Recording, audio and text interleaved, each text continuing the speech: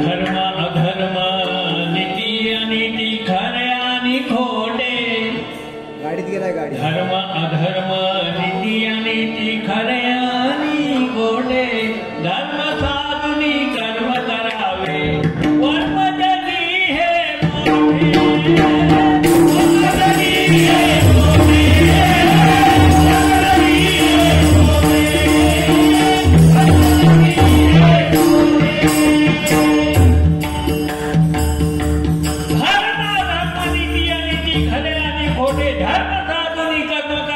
वर्म जगी हे मोठे पांडवांची माता मदर मम्मी मॉम आई आओ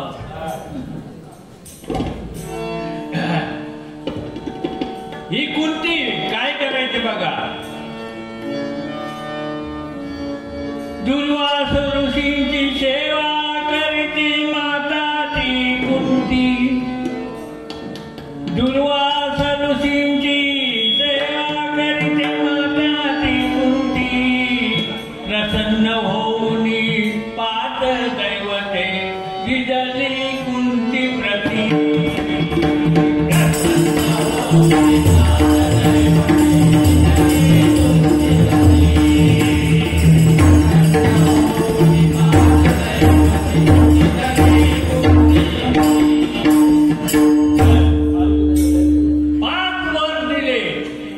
दुर्वास ऋषींची सेवा करणारी कुंती तिला 5 वर दिले कोणी दुर्वास ऋषीने आता हे वर 5 वर खरे कशावरून सत्य आहेत का असत्य आहेत म्हणून ह्या कुंतीने एक प्रयोग सूर्याबरोबर केला काय झालं वगैरे कुंती प्राप्ती सूर्याची होऊ दे पुत्र तुझ्या सारखा कुंती ती सेवा करी दुर्वास ऋषींची पण त्यांनी दिलेले वर हे खरे कशावरून हे सत्यता पडताळून पाहण्यासाठी तिने प्रयोग केला काय बघा कुंती प्राप्ती सूर्याची होऊ दे पुत्र तुझ्या सारखा पण न लागो कदापि माझ्या पण काय न लागो कदापि माझ्या कौमार्याची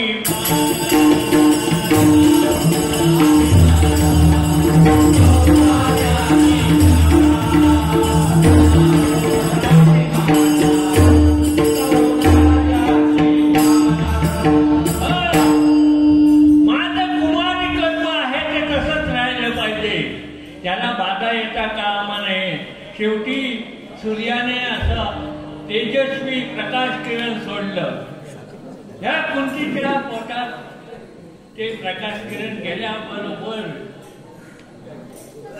झटकन प्रसूत झाली आता हे फक्त कलियुगात आता नाही पूर्वी सत्ययुगात व्हायचं आता नाही आता गुड साधारण गुड न्यूज दिली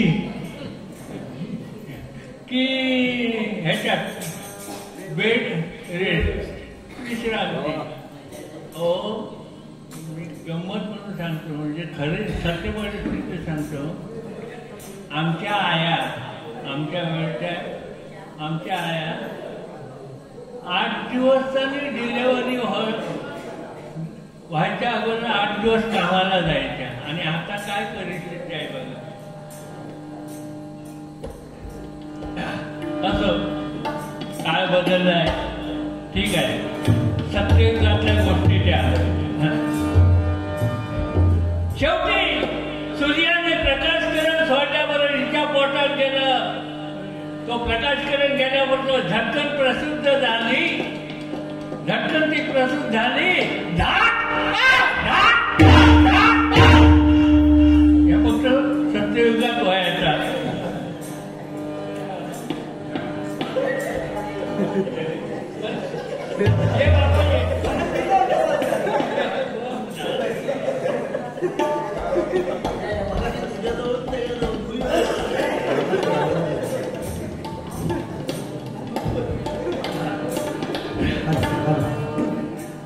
प्रसूत झाली पण काय झालं बघा, ती काय सांगते आता, तिला आनंद झाला पण थोडा वेळ. शेवटी काय म्हणते, आपल्याला उद्या समाजात लोक नावं ठेवतील काय बघा.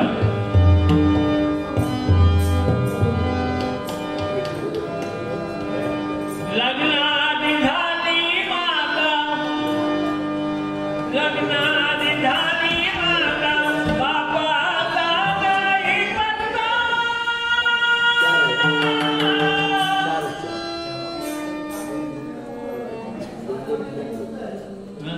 वर नको काय आवाज, हा वर. लग्नाआधी झाली माता, बापाचा नाही पत्ता.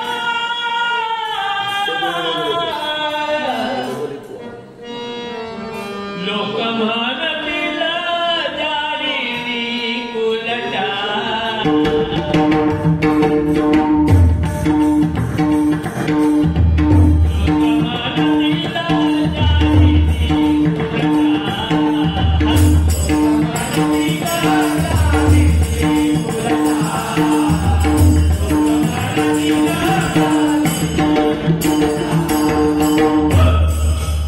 लोक आपल्याला काय म्हणतील म्हणून तिने काय केलं बघा, ते मूल एका पात्रात घेतलं, पानात घेतलं, असे पत्रावळ म्हणायचे त्याला घेतलं आणि नदीत सोडून दिलं. पण काय झालं बघा, ते वाहत नदीतून जात असताना एका कोळ्याला मिळालं. त्या कोळ्याने उचलून त्या द्रोण तो तसाच घेतला आणि घरी गेला. त्यानं मूल नव्हतं त्या कोळ्याला. आनंद झाला. त्याच्या बायकोला एकदम आनंद झाला आणि काय म्हणतो,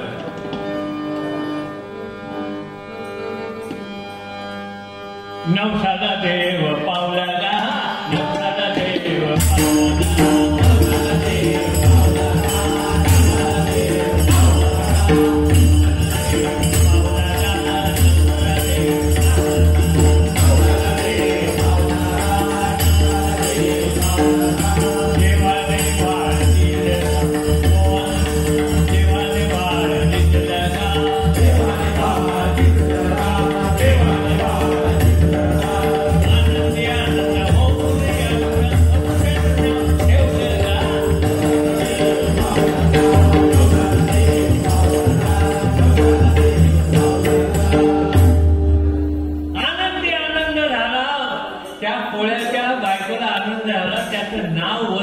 असं ठेवलं. शेवटी काय झालं, ते मूल हळूहळू वाढत चाललं. तेव्हा प्रश्न आला शिक्षणाचा.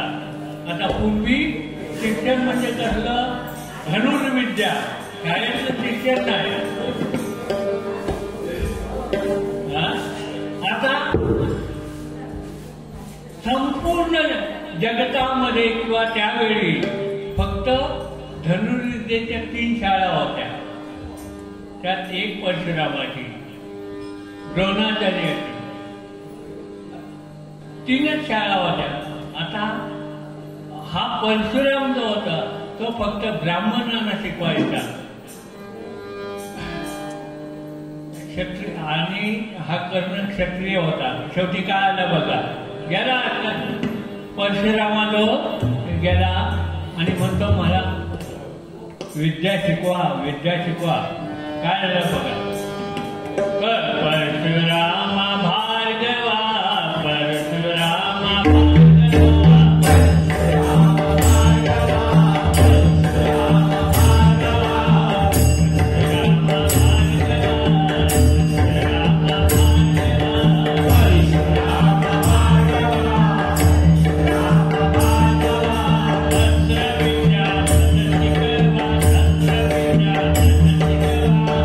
Amen.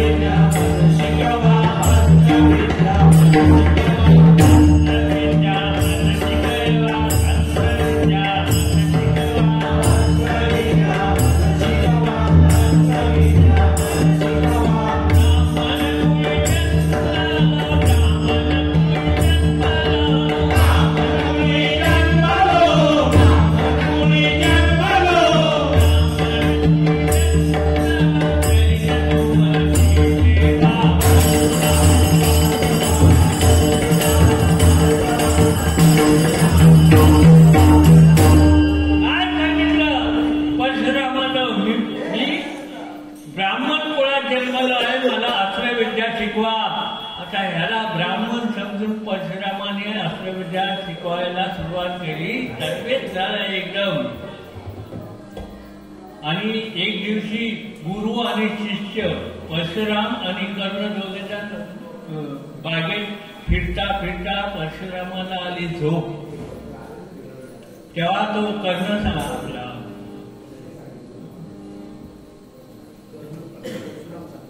परशुराम झोप आली. त्यावर हा शिष्य म्हणतो की महाराज, गुरु महाराज, माझ्या मांडीवर झोपा.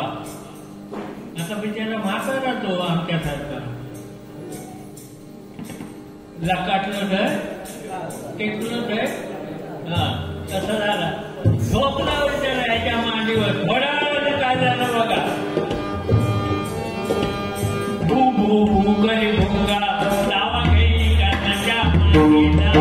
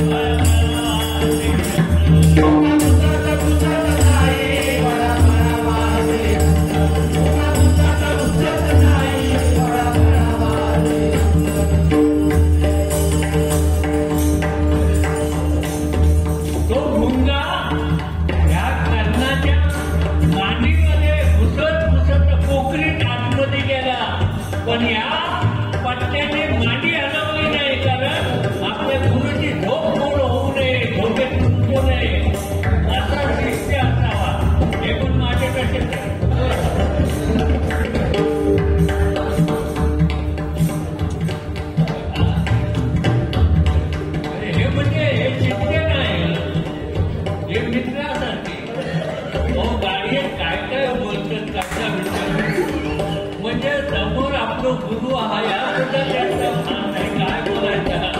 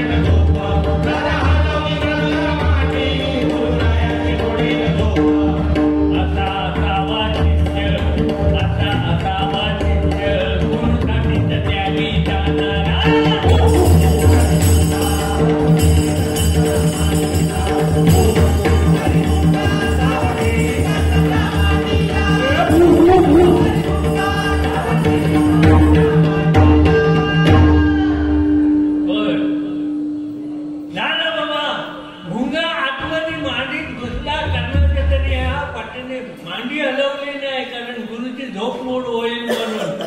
थोड्या वेळाने ते भळाभळा रक्त वाहणारे ह्या परशुरामाच्या गालावर लागलं, थंड लागलं, गरम लागलं. त्यामुळे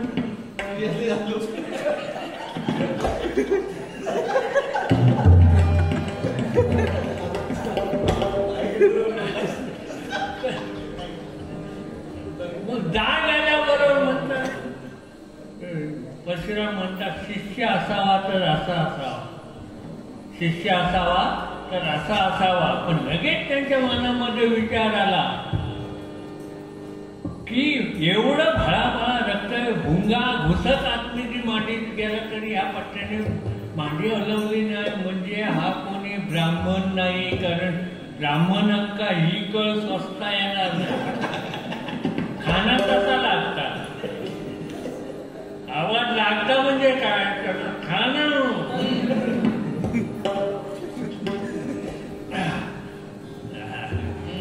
परमेश्वराची देणगी आहे ती आवाज, म्हणजे सगळ्यांनाच ते मिळत नाही.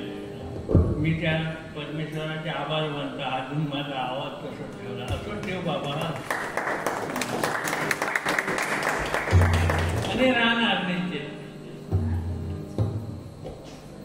कारण वाईट कोणता कधी केलंच नाही. माझा कसा वाईट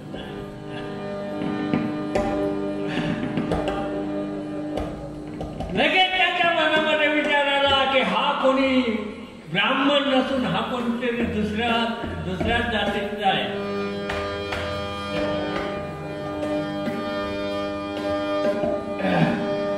तेव्हा परशुराम सांगतात तू खरोखर कोण आहेस तो सांग, कारण ही काळ ब्राह्मणात शोषून जमणार नाही.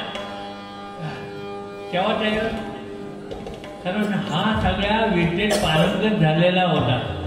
आता काय बोलला सांगायला हरकत नाही. तेव्हा कर्ण सांग माझं क्षमा करा,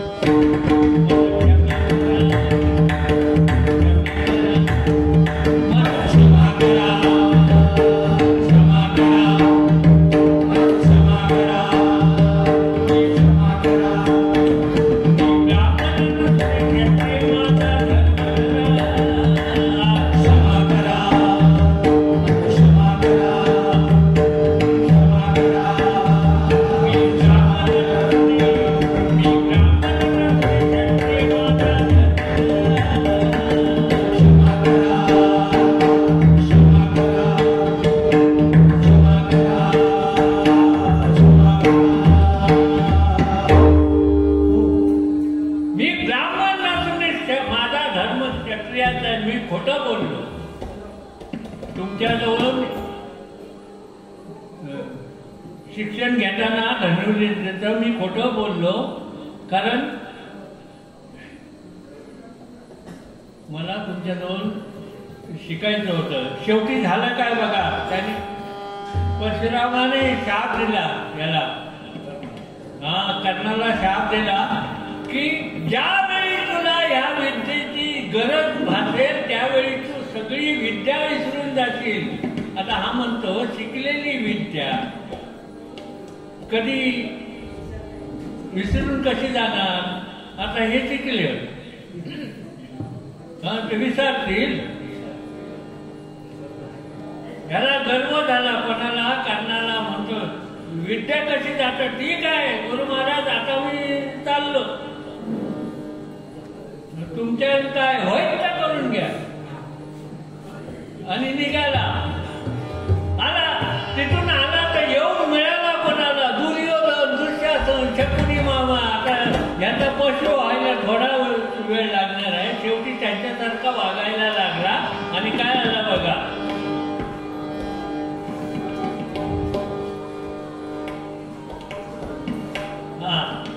आणि ह्या रोज भानगडी, कौरव पांडवांच्या रोज भानगडी मेरेवानं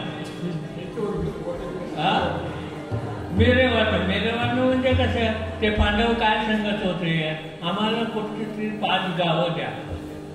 ऐकले नाही कौरव, कारण हा कर्ण आणि धनुर्धारी कर्ण तसा म्हणजे कोणालाच आटपणारा नव्हता. पण तो शाप परशुरामांचा त्याला भोवला. काय झालं बघा, रोज त्याच्या भानगडी व्हायच्या. आणि एक दिवस आता युद्ध होणार तेव्हा कुंती माता म्हणते तो कर्ण माझा मुलगा आहे. बाकी कोणाला माहिती नाही, कर्ण माझा मुलगा आहे. आणि हे बाकीचे 5 पांडव पण माझे मुलगे आहेत. उद्या जर युद्ध झालं तर आपसात सगळे मरतील. म्हणून ती उठली आणि तशी कोणत्याजवळ गेली, कर्णाकडे. आणि काय म्हणते,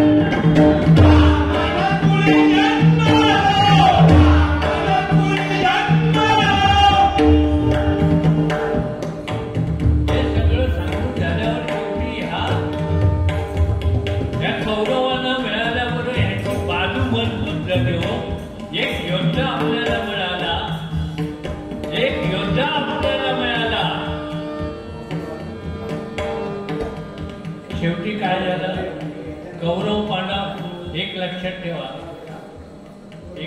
ठेवा, पूर्वी सत्ययुगामध्ये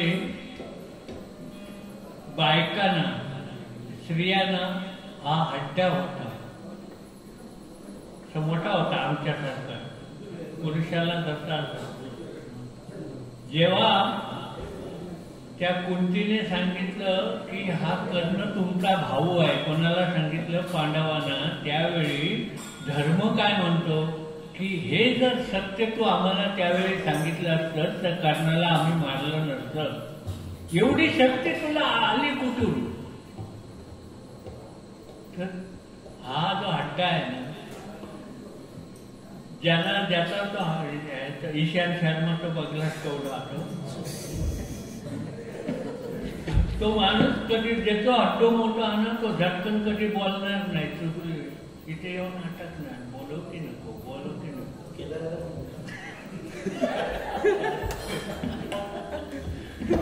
बोलू की नको, तो माणूस चुगली लावणार नाही कधी. हट्टो ज्याचं मोठा, ज्याका अजिबात नाही त्याका गाय गाळ्याचं म्हणतात. माका पण टाकत म्हणून सगळे गाय गाळ्याचं, आवाज बारीक म्हणून असं दे म्हणून दे. तर तो तेव्हा धर्माने परमेश्वराला विनंती केली की एवढी शक्ती बाईच्या अंगात देऊ नको. तेव्हा तो हट्टो नाहीच झाला, तेव्हा गेलो तो. नाही तर बायकांचा पूर्वी ती हट्टी होती. कारण हे खया बघा अजिबात नाही, माणूस झटकन बोलणार ना, कारण असं असतं.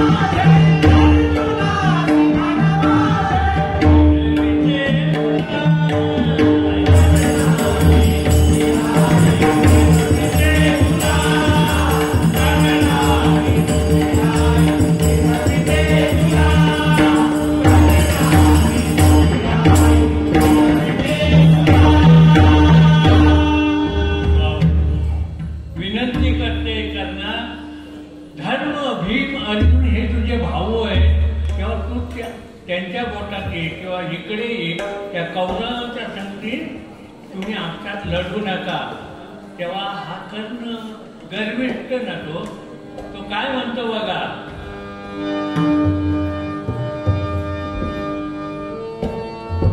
चांडाळणी आईला म्हणतोय, कशी असली तरी आई, चांडाळणी मदती दिले फेकून पाप करून पुत्र मदती करतात.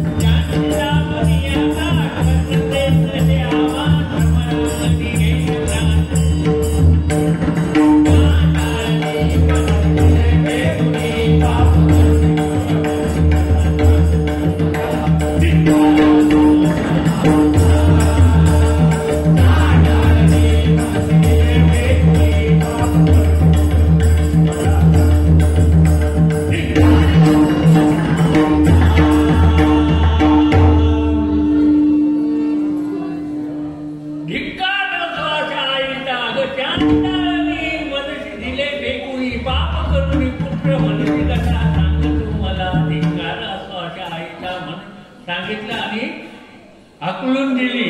जा, जेव्हा माझं मन शांत होईल, तुझ्या 5 पुत्रांना मारीन, तेव्हाच माझं मन शांत होईल. आग झाली अंगाची. पुढे काय आलं बघा.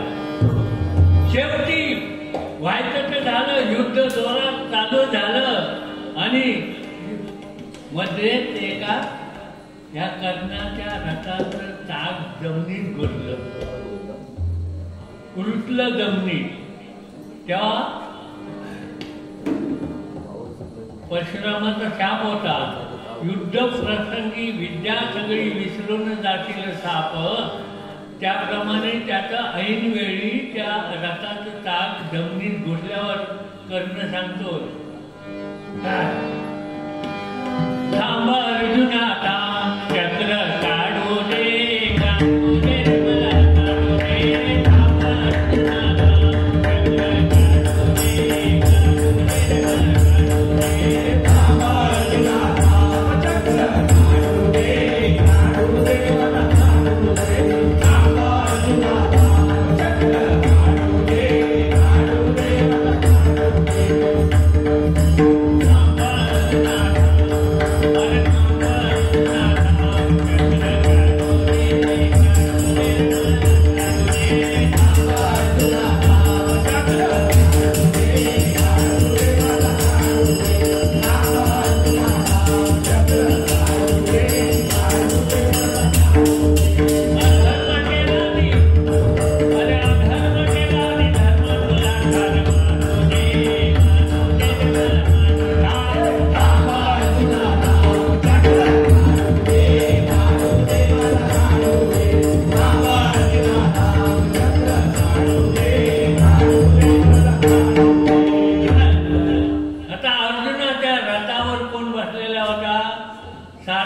श्रीकृष्ण बसलेला होता. म्हणतो अर्जुनाला सांगतो, अरे अर्जुना, हा कर्ण तुला असा आटपायचा नाही, हीच संधी साध, हीच संधी साध, नाही तर तो ऐकणार नव्हता.